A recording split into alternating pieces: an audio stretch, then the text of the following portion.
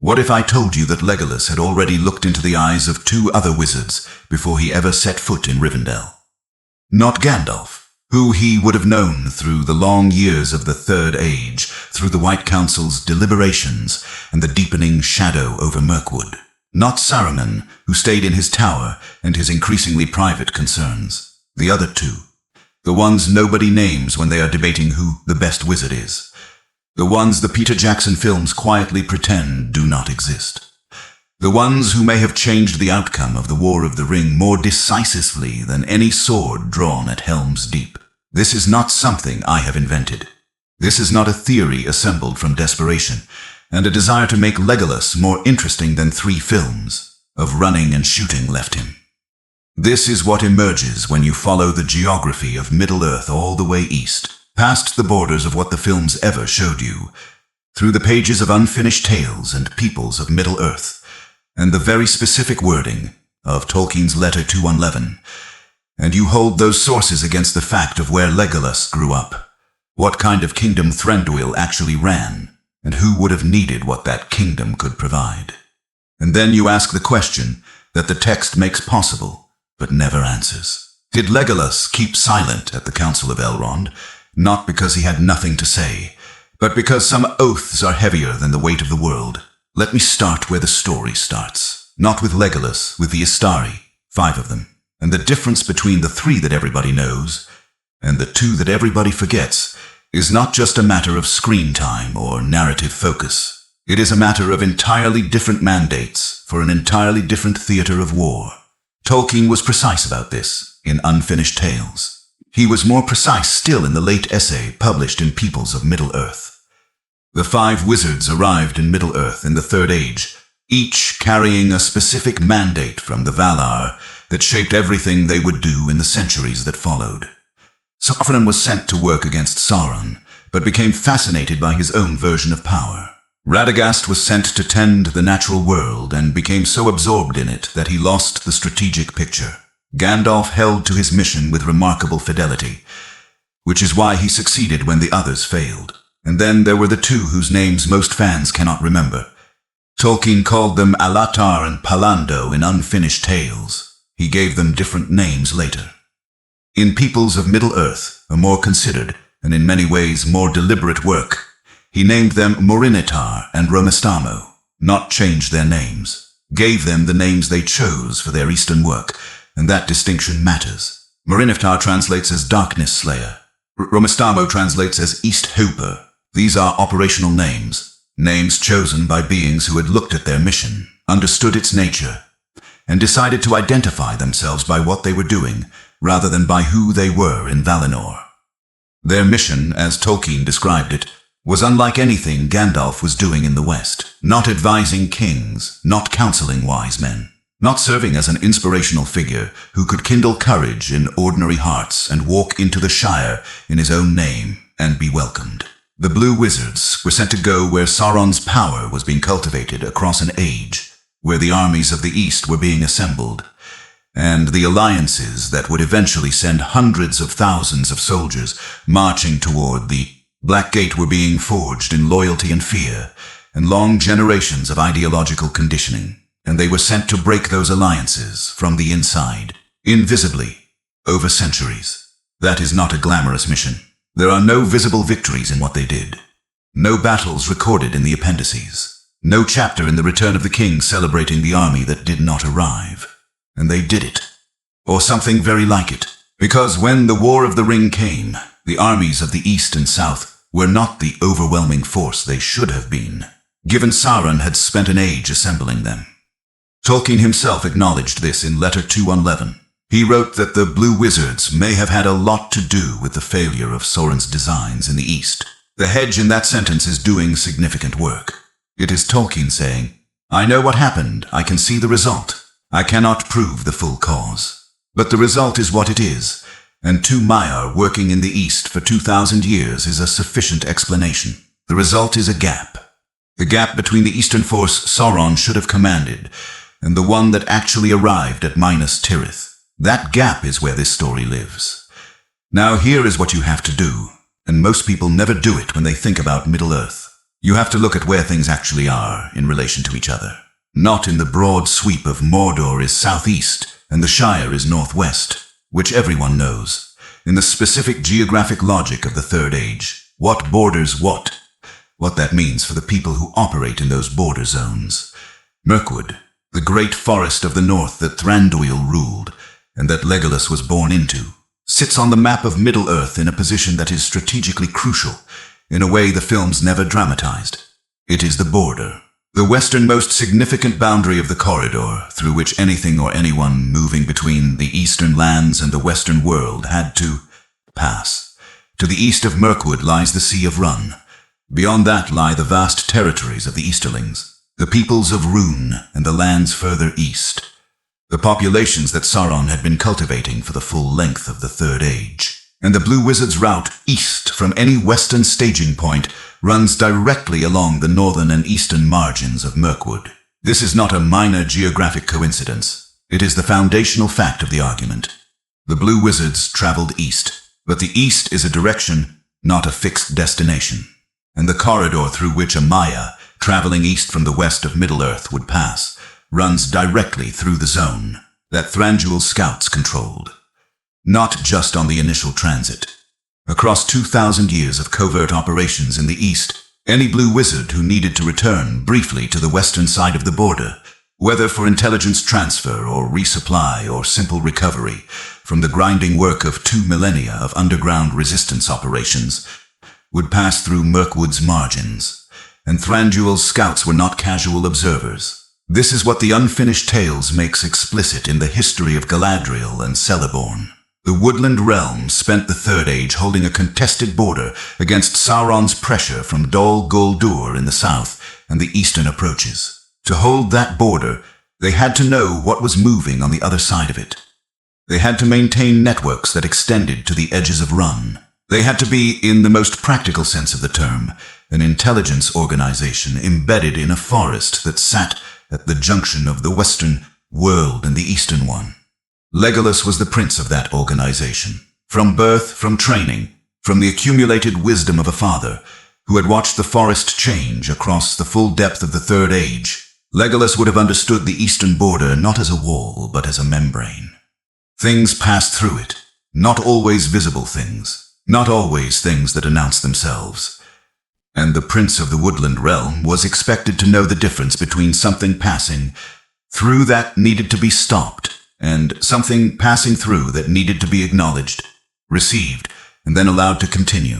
That distinction requires judgment, it requires patience, and it requires, sometimes, the capacity to carry what you know without sharing it with anyone. Picture this, the great forest of Mirkwood in an earlier century of the Third Age, before the shadow has deepened as far as it will deepen by the time of the War of the Ring. The trees here are the original trees of the Greenwood the Great, back when that name still meant something hopeful. The canopy is dense enough that even on a clear day the light on the forest floor is the color of old gold, diffused through layers of leaf and branch. A prince of the Woodland Realm is in the upper branches, moving through the canopy, the way water moves through an open hand naturally, leaving no trace. He is watching the eastern tree line because that is what he was taught to do before he was old enough to understand why.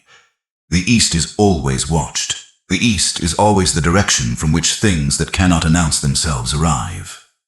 Two figures emerge from the shadow of the eastern path, and everything changes. They are wearing mortal bodies, clothed in the specific kind of aging that the Istari adopt, worn not by time the way mortals are worn, but by a choice to appear worn, as though the burden of centuries is something they have decided to let show on their faces. Their robes are travel-stained in a way that suggests journeys longer than mortal lives. Their eyes are the thing that gives them away to someone who knows what to look for. Which Legolas does, because Thranduil has been preparing him for exactly this kind of encounter for longer than he can measure. The eyes carry a stillness that is not mortal, not the stillness of elves, which is the stillness of something ancient and patient, something older than that. Something that remembers the Ainulindale not as a text, but as an experience. The music before the world was made, remembered in the substance of a being who was present when it was sung. He drops from the branch, lands without sound, faces them. They introduce themselves, not with the names they carry in the West, with the names they have chosen for their Eastern work. He listens. And for the first time in his long life, a prince of the woodland realm listens to beings who are older than his world and understands that he is being trusted with something that will not fit inside the ordinary categories of knowledge and secrecy and strategy. They tell him what they need. They tell him what they can offer in return. They tell him, most carefully, what they cannot afford to have said aloud in any room to anyone, regardless of how trustworthy that person appears to be. He considers this. He thinks about his father, who would want to know. He thinks about Gandalf, who would probably guess at least the shape of it. He thinks about the White Council, which has always been a few steps behind the actual geography of the war being fought in the East. And he gives his word, not because he was forced to. Because the request was reasonable, the reasons behind it were sound, and an elf of Thranduil's line does not refuse a reasonable request made by a Maya of Valinor when the alternative is the kind of ignorance that gets entire populations killed. The oath goes into him the way a root goes into stone, quietly, without drama, permanently. He watches them go east, back into the shadow that is their particular theater of war. He turns back toward the trees.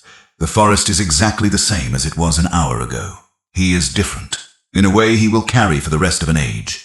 He does not forget. He never will. Now here is the thing about silence in Tolkien's Legendarium. It is never empty. The entire mythological structure of the stories Tolkien told, from the Ainulindale at the beginning of the Silmarillion, through the close of the Third Age, in the appendices of The Return of the King, is built in its deepest structural layer on the mechanics and consequences of binding promises. The Oath of Fëanor is the engine of the entire First Age's tragedy. The Oath of the Dead Men of Dunharrow is what makes Aragorn's army at the paths of the dead possible, summoned from centuries of unfulfilled obligation. The Oath of the Eldar to return to Valinor sits under the entire arc of elven history in Middle-earth. Oaths in Tolkien's world are not simply moral commitments. They are ontological ones. They change what a being is capable of doing, because a promise sincerely made binds something in the substance of the promiser. Apply that framework to a specific scenario. A Maya of the Order of the Istari, operating covertly in a region where a single intelligence breach could unravel a network built over centuries, approaches a prince of an elven border kingdom and offers access to certain intelligence in exchange for absolute discretion. Not the discretion of a soldier following orders. Not the discretion of someone asked politely to keep a secret. The discretion of an oath, a binding promise made freely to a Maya, in full understanding of what is at stake. Elves are not careless with such promises. They carry them with perfect clarity across any number of centuries, and they do not break them because circumstances change, or because the need seems urgent, or because everyone around them is clearly working toward the same goal, and would obviously benefit from the information. They hold the oath. Because the oath is not conditional. Because the people who required it understood that conditional oaths break exactly when they are most needed to hold. Because the whole point of requiring an oath rather than simply requesting secrecy is to create a promise that does not rely on continuous rational recalculation to survive. Legolas in the Council of Elrond is not withholding information because he is unintelligent, or because he fails to understand its relevance. He is withholding it because a Maya told him to, a very long time ago, in the forest at the edge of his world, and the Maya's reasons were good enough that the oath still holds. Go back to the Council of Elrond. Not the film's version, which is a spectacular piece of cinematic shorthand, but not the text. The text in the Fellowship of the Ring. The Council is not a meeting of people who all have the same information. It is an assemblage of partial perspectives, each participant carrying a fragment of the intelligence picture, none holding the complete one. Gandalf knows the history of the One Ring and the details of Gollum's confession. Aragorn knows the state of the Dunedain's long watch in the north. Boromir knows the military situation of Gondor. Legolas is present for a specific purpose, to report on the escape of Gollum from the woodland realm. Pay attention to what Legolas does not say. He does not offer strategic intelligence about Sauron's movements in the east. He does not reference anything about the state of the Eastern alliances. He does not mention any context that would suggest he carries the kind of broad strategic picture that a prince of a border kingdom, with centuries of experience watching the eastern marches of Middle-earth, would naturally have accumulated. He reports the escape. He accepts the criticism it represents. He participates in the deliberations about the fellowship. And then he is largely, conspicuously silent about anything that is not directly relevant to the stated reason for his presence. Here is where it gets strange, because the easy reading of that silence is that he is a warrior, not a strategist, that he is there for a specific purpose and he performs that purpose, that a prince of the woodland realm would not have the kind of broader intelligence that would be useful to the council in any case. But the lore does not support the easy reading, because a prince of the woodland realm, after several thousand years of life at the eastern border of the elven world, watching Sauron's shadow in Dol Guldur grow from a whisper to a shape, maintaining his father's intelligence networks that extended to the margins of Run, would have a strategic picture that nobody else at that council possessed. He would know things about Sauron's eastern preparations, or the failures of those preparations, that Gandalf did not know, that Elrond did not know, that no one who spent the Third Age in Rivendell or Lothlorien or the Grey Havens could know, because those places looked west. Only Mirkwood's border looked east, and he said almost nothing. The silence is not emptiness. It is the shape of what cannot be said. It is the form an oath takes when it is being honored in a room where breaking it would be natural and useful, and almost impossible to resist. To understand what the Blue Wizards were doing that made such an oath necessary, you have to understand their mission at a level of specificity that the broad overview skips past. They were not missionaries. They were not generals commanding armies. They were operating deep in the east among peoples who had been under Sauron's influence for generations, in some cases for the entire length of the age, and the methods required to work in that environment were nothing like Gandalf's methods in the West. Gandalf could walk into the Shire in his own name. Gandalf could speak openly at the Council of Elrond. The Blue Wizards operated in an environment where being publicly identified as servants of the Valar would not merely compromise their mission. It would end it, and probably end them. In Peoples of Middle-earth, Tolkien is careful about the names he gives them. Morinheftar and Romastamo are not the names they were given in Valinor. They are the names they chose for their eastern work. The names of function rather than identity. Names of people who understood that in their theater, what you are called is a security matter. Now think about who they could trust in the West if they needed to communicate anything of significance. Not Saruman. Tolkien makes clear in Unfinished Tales that Saruman began his slide toward private ambition early in the Third Age, that his interest in the Rings of Power was always slightly off-angle from the mandate he had been given. Communicating through Saruman meant communicating through a mind that was not fully aligned with the mission. Gandalf was the obvious candidate, and perhaps some communication happened through him, but Gandalf operated in the West, in Eriador, in the Shire and Rivendell, and the circles of Western power. Getting intelligence to Gandalf required a relay point, a location in the geography of Middle-earth, where the Eastern network could touch the Western one without either side being exposed. The Woodland Realm. Mirkwood's eastern border, the kingdom that spent the Third Age with one eye permanently on the east. This is not invented logic. It is the logic of geography and operational necessity, mapped onto the cosmological rules Tolkien established about how covert operations work in Middle-earth. Maiar operating in secrecy do not abandon secrecy when they need to communicate. They use intermediaries. They use the only reliable border kingdom sitting between their operational theater and the powers of the West. And the prince of that kingdom is now standing in Rivendell, in the Council of Elrond, listening to some of the wisest and most powerful beings left in Middle-earth debate what they know about the enemy. He knows something they do not know, and he holds it. Picture this. A second meeting, later in the Third Age, after the shadow of Dol Guldur has deepened, and Thranduil's people have retreated north, and the Greenwood has become a name, whispered with dread, rather than said with the pride it used to carry.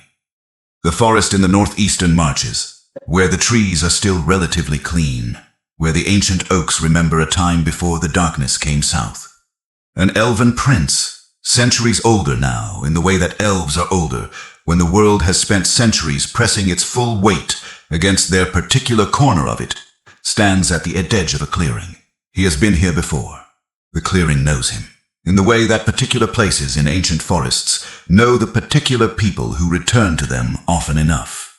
The figures who emerge from the eastern shadow are familiar, not the faces exactly, because the mortal forms the Istari wear do age in their particular way, a deliberate aging that communicates the weight of what they carry more than any physical decline. But the eyes are the same. The eyes are always the same. They carry something that does not change with the body it inhabits. They do not stay long. They never stay long. They tell him what the shape of things looks like from the east, not the specifics. The specifics belong to the eastern network, and he is of the western border, but the broad outline, the architecture of what is coming, the condition of Sauron's preparations, and the degree to which those preparations have been disrupted by the long work they have been doing. What he needs to know about the failure of the Eastern alliances that will matter when the war finally arrives. What he gives them in return is what he knows from the western side of the border.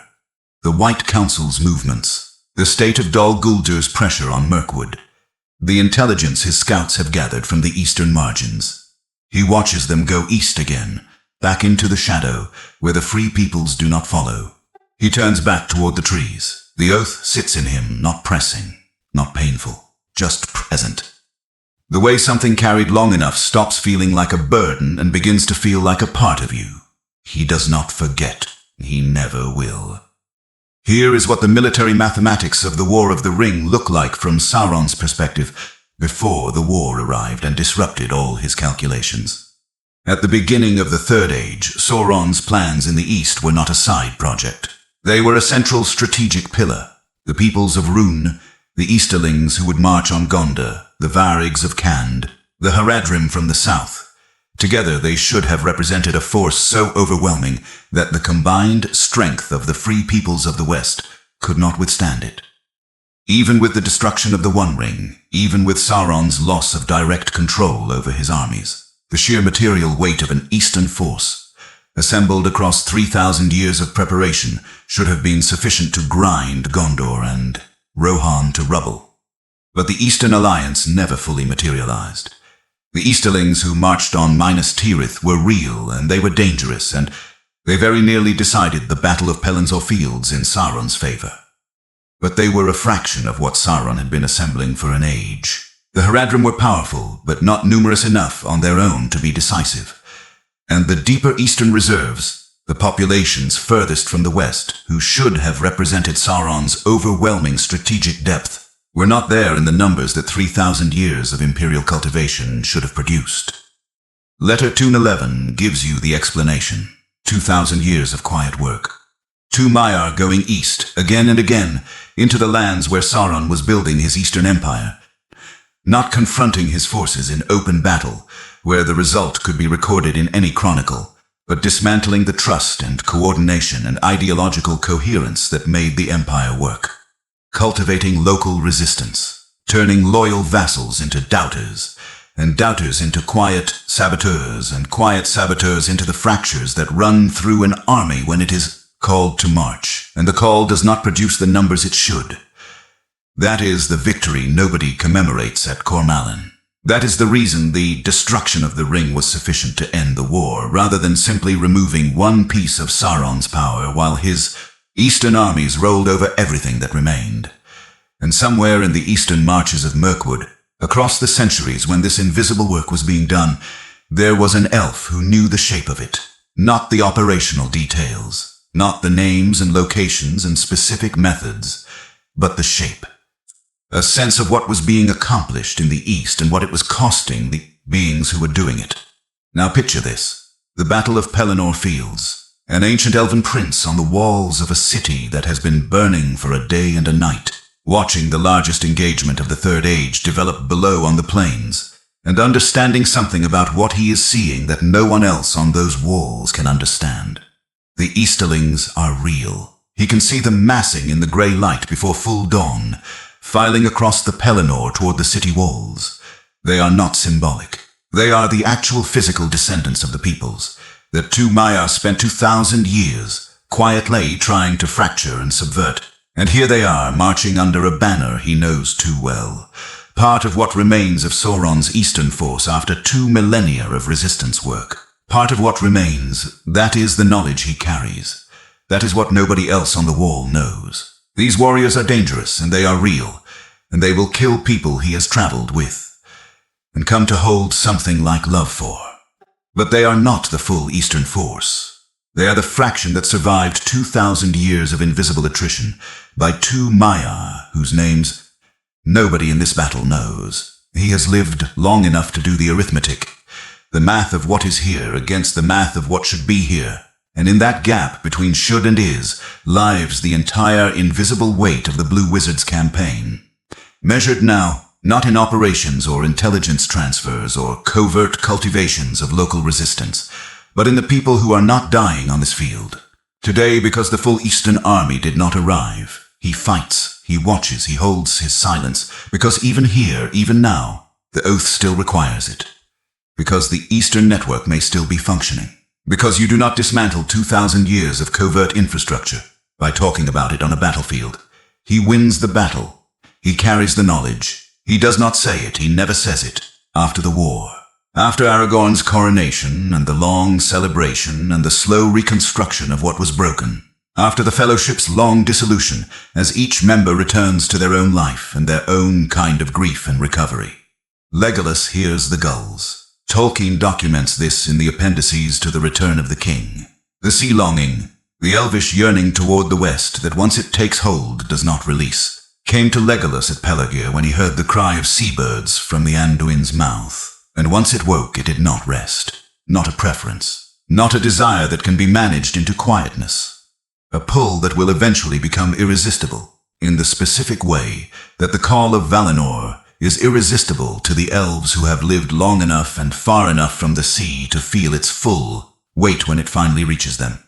Legolas knows what this means. He is going west. Eventually, not yet. There is Aragorn, whose final years Legolas intends to witness with the full attention of someone who has loved a mortal friend and understands what that love costs an elf.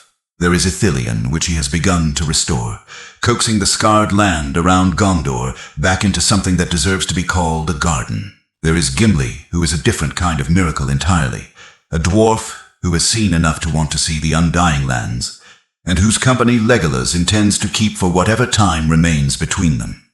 But eventually there is the ship, and the grey sea, and the shore on the other side. Here is what the canonical record of the Blue Wizards adds to that eventual arrival. In Tolkien's notes on the Istari in Unfinished Tales, the question of where the Blue Wizards ended is left more open than the fates of the other. 3. Saruman was destroyed, his spirit dispersing rather than returning west, the consequence of the fundamental corruption of his mission. Radagast remained in Middle-earth, absorbed into the natural world he had chosen over the strategic one. Gandalf returned in glory to Valinor with the Ring-Bearers. The Blue Wizards, Tolkien's notes suggest, may have returned to the west after their mission was complete, in the way that Maiar, whose earthly work is finished, returned to the presence of the Valar who sent them. Which means that when Legolas's ship touches the shore of Valinor, the beings who stood at the edge of his forest a very long time ago and asked him to carry something may already be there, waiting. In whatever form Maiar take when they are finally home and no longer constrained to the mortal bodies their mission required. Think about that moment. An elf stepping off a ship onto a shore that is not quite the shore of any world he has sailed through, and looking up and meeting eyes that he last met in the forest of Mirkwood over a promise made in the shadow of trees that are now dust. What does it mean to set down something you have carried for so long that the carrying had become part of what you are? What is the word, in whatever language they speak at the edge of the world, for the specific feeling of an oath finally lifting? The legendarium does not tell us. It was never meant to. That silence is itself the point. Did Legolas keep silent at the Council of Elrond not because he had nothing to say, but because some oaths are heavier than the weight of the world? Ask that question now, with the geography in your mind. Mirkwood's eastern border, the Blue Wizard's corridor into Ron.